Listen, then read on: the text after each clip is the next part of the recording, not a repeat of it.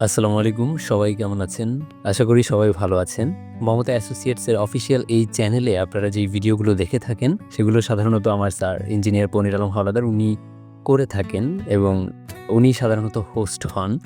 তবে আজকের এই ভিডিওটা আমি করছি। কেন আমি করছি সেটা একটু পরে আপনারা বুঝতে পারবেন। আর এই মুহূর্তে আমি যে ভিডিওটা বানাচ্ছি এটা কিন্তু পনির স্যার নিজেও জানেন না যে আমি এই ভিডিওটা বানাচ্ছি। এটা স্যারের জন্য একটা চমক। আর এই ভিডিওটা কেন বানাচ্ছি সেটাও একটু পরে আপনারা বুঝতে পারবেন। এই কাহিনীটা বলার আগে আমাকে চলে যেতে হবে প্রায় ৪-৫ মাস আগের একটা ঘটনায়। সাধারণত আমি আর স্যার তো একই অফিসে বসি, এক জায়গায় বসে অফিস করি। যেহেতু আমি হচ্ছে যে মার্কেটিংয়ের কাজ করি, তো আমাদের সাথে যে সকল আমাদের ক্লায়েন্টদের কথা হয় বা যাদের সাথে আমাদের শিডিউল থাকে, সেইগুলো আমি আসলে নোট করে রাখি, কখন কোথায় আমাদেরকে যেতে হবে সুপারভিশনের জন্য। আমরা অনলাইনে যখন মার্কেটিং শুরু করি গত ১ বছর ধরে, এরপর থেকেই কিন্তু প্রায় সময় অনেক জায়গা থেকে অনেক ফোন-টোন আসে, স্যার কমিউনিকেট করেন, আমরা মাঝে, মাঝে যাই সেখানে, জায়গা পরিমাপ করি। তো পনির স্যার আপনারা জানেন গত বছরের মানে ২০২৫ সালের সেপ্টেম্বরের এন্ডের দিকে উনি কানাডায় যান। আর কানাডায় যাওয়ার কিছুদিন আগে ওনার কাছে নরমালি অনেক জায়গা থেকে ফোন আসে। তো এরকম একটা ফোন আসে, একজন আপু তিনি ফোন করেন। উনি বলেন যে উনি দক্ষিণ সুরমা এলাকা থেকে ফোন করেছেন। আমি স্পেসিফিক্যালি জায়গাটার নাম বলছি না। তো সেই দক্ষিণ সুরমা থেকে একটা শহরতলি গ্রামের মতো জায়গা, সেখান থেকে উনি ফোন করেন এবং উনি বলেন যে, "ভাই আমি হচ্ছে যে কাতারে থাকি। ছোটখাটো একটা কাজ করি কাতারে" এবং বলেন এই যে ওনার আসলে কিন্তু হাসব্যান্ড নেই এবং উনি আসলে একাই ওনার পরিবারকে সাপোর্ট করেন। উপার্জনক্ষম আসলে আর কেউ নাই ওনার। এবং উনি তখন বলেন যে ওনার আসলে খুব ইচ্ছে যে একটা বাড়ি করার। ওনার ছোট একটা জায়গা আছে।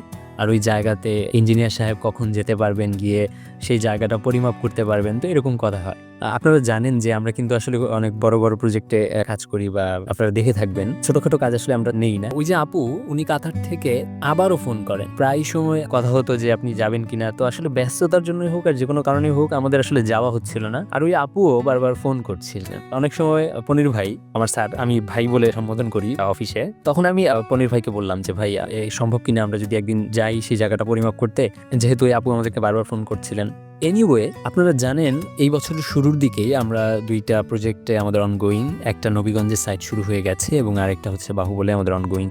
এটা প্রস্তাবিত আরকি। তো সেই সুবাদে আমরা কিন্তু এই ঢাকা-সিলেট মহাসড়কে আমাদের যাতায়াত। পনির ভাই এটা ভুলে গিয়েছিলেন যে আমাদের ওইখান থেকে একজন আপু দক্ষিণ সুরমা থেকে আমাদের ফোন করেছেন। যথারীতি আবারও সেই আপু ফোন করছিলেন এবং এই নবীগঞ্জের যে প্রজেক্টটা শুরু হওয়ার কয়েকদিন পরে ফোন দিয়ে বললেন যে, "ভাই আমি যে আপনাকে বলেছিলাম আপনি কি সেই জায়গায় যাবেন না?" তখন পনির ভাই হঠাৎ করে আমাকে বললেন যে, "ইমরান চলো আমরা যাই একবার দক্ষিণ সুরমায়, ওই জায়গায় যাই। উনি এতবার ফোন করছে, ব্যাপারটা গিয়ে দেখি যে আসলে কি।" আমরা সেদিন সকালবেলা ওই জায়গায় চলে যাই। আপনারা ভিডিওতে যেমনটা দেখছেন যে ওই আপুর যে আম্মু উনি আমাদেরকে রিসিভ করার জন্য এসেছেন এবং ওই যে সামনে হেঁটে, হেঁটে উনি যাচ্ছেন। খালা আসলেন আমাদেরকে রিসিভ করতে।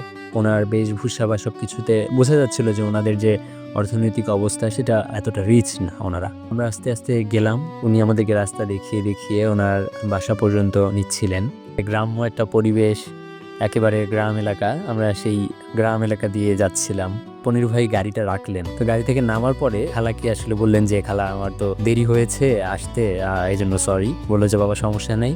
তো এটা বলে আমাদেরকে হচ্ছে ওনার ঘরে নিয়ে গেলেন। আমাদের সাথে আমাদের নাসির আহমেদ সিরাজি ভাই উনিও ছিলেন, আমাদের জেনারেল ম্যানেজার। তো আপনারা দেখতে পাচ্ছেন যে জরাজীর্ণ আসলে ঘর। ওনারা খুব একটা বিত্তশালী না। তো আমাদেরকে নিয়ে ওনার ঘরে আমাদেরকে বসানো হলো। কিছুক্ষণ পরে আমাদের খালা আসলেন ঘরে এবং পনির ভাই বললেন যে, "আমরা আসলে আগে জায়গাটা দেখে আসি। এরপরে আমরা কথাবার্তা বলব।" তো যথারীতি আমরা জায়গা দেখতে চলে গেলাম। ওনাদের বাসা থেকে একটু পিছনের দিকে ওনার যে জায়গাটা।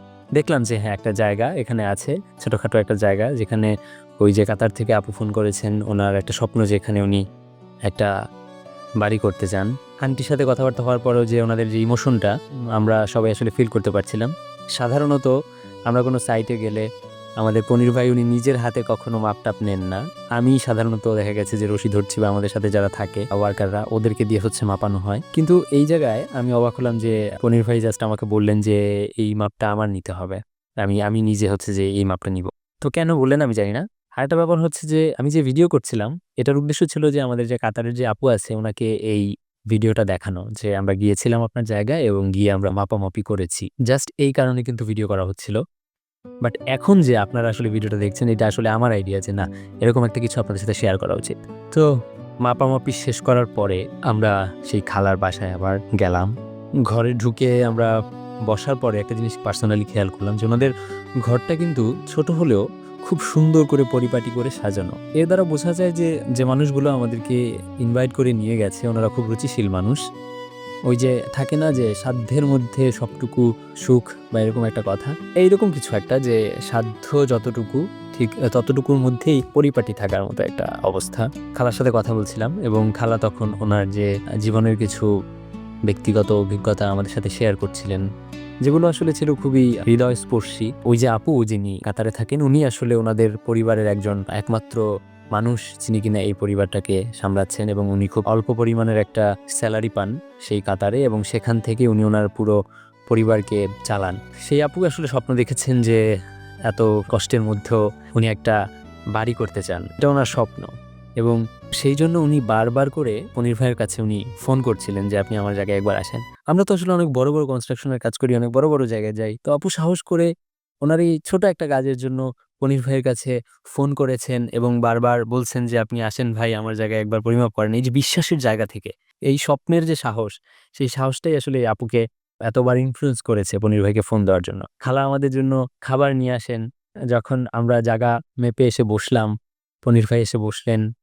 খালা যখন নাস্তা নিয়ে আসলেন এবং তার পরপরই হঠাৎ করে উনি পনির ভাইয়ের কাছে কিছু টাকা দিলেন। আমি টাকার অ্যামাউন্টও বলছি না। পনির ভাই জাস্ট টাকাটা হাতে নিয়ে বললেন যে খালা নিব? না না, এই টাকাটা আমি নিব, এটা আমার নিতে হবে, এটা না নিলে হবে না। এরকম বলে উনি টাকাটা পকেটে ভরে নিলেন। জাস্ট বললেন যে এখন বিল্ডিং কীরকমভাবে হবে, কি হবে না হবে এটা আমার দায়িত্ব, এখন আর এটা আপনার কোনো চিন্তা নেই। এরকম একটা অবস্থা আর কি। তো আমি আসলে আমার যে স্যার ওনাকে আমি অনেকটা রিড করতে পারি, তো আমি ওনার ফেসে একটা কৌতূহল দেখছিলাম এবং আমি যে কিছুটা অনুমান করতে পারছি যে এই যে উনি সুপারভিশনের যে টাকাটা নিলেন এটাই ওনার শেষ নেওয়া টাকা। এখন থেকে যতবার উনি আসবেন উনি এখান থেকে কোনো সুপারভিশনের কোনো টাকাই নেবেন না। আমার কাছে এটা মনে হয়েছে এবং এই ভাবনাটাই সত্যি ছিল। এবং পরবর্তীতে আমি দেখলাম যে গাড়িতে ওঠার পরে কিন্তু পনির ভাই আমাকে জিনিসটা বললেন যে ইমরান আমি কিন্তু এই জায়গা থেকে আর কখনো ইন্সপেকশনের জন্য কোনো টাকা নিব না। যদি আমার জায়গা থেকে সম্ভব হয় ওই আপুর স্বপ্ন পূরণের জন্য যদি কিছু হেল্পও করতে হয় আমি সেই হেল্পটা করব। আর যাওয়ার সময় খালা তো একদম কান্নাকাটি করা অবস্থা, বলতেছে যে বাবা তোমাদেরকে দেখে মনে হচ্ছে আমার বোনের ছেলে আসছে, এরকম একটা খুব একটা আবেগী একটা মোমেন্ট তৈরি হয়। এবং উনি কিন্তু মাথাটা তা হাতায় দিচ্ছিলেন যেমনটা আপনারা ভিডিওতে দেখতে পাচ্ছেন। আমরা চলে আসলাম সেখান থেকে এবং আসার পরে একটা কিরকম একটা ফিল আসছিল মনের ভেতর থেকে আমার, যে একটা মানুষ যে কিনা এত কষ্ট করে তার পরিবারটাকে চালিয়ে নিচ্ছে, জীবিকা নির্বাহ করছে, সেই মানুষটার স্বপ্ন তিনি একটা বাড়ি করবেন। তো সেখান থেকে একটা রিয়েলাইজেশন, একটা জিনিস আসলে অনুভব করতে পারলাম আমি। এই অনুভবটা হচ্ছে এরকম যে মানুষের সাধ্য সামর্থ্য সেটা যেরকমই হোক, প্রত্যেকটা মানুষেরই অধিকার আছে স্বপ্ন দেখার এবং সেই স্বপ্নটাই সবচাইতে দামি জিনিস। এই পৃথিবীর সবচাইতে মূল্যবান জিনিসগুলোর মধ্যে একটা হচ্ছে স্বপ্ন দেখা। আর এই স্বপ্নই কিন্তু ইতিহাসের দ্বার উন্মোচন করে দেয় আর গড়ে ওঠে একটা নতুন ইতিহাস। তাই আমরা যেখানে আছি যে যার জায়গা থেকে কখনোই স্বপ্ন দেখা ভুলবো না। আর এই সুরে সুর মিলিয়ে আমি শেষ পর্যন্ত একটা কথাই বলবো, ইতিহাস গড়ার এখনই সময়।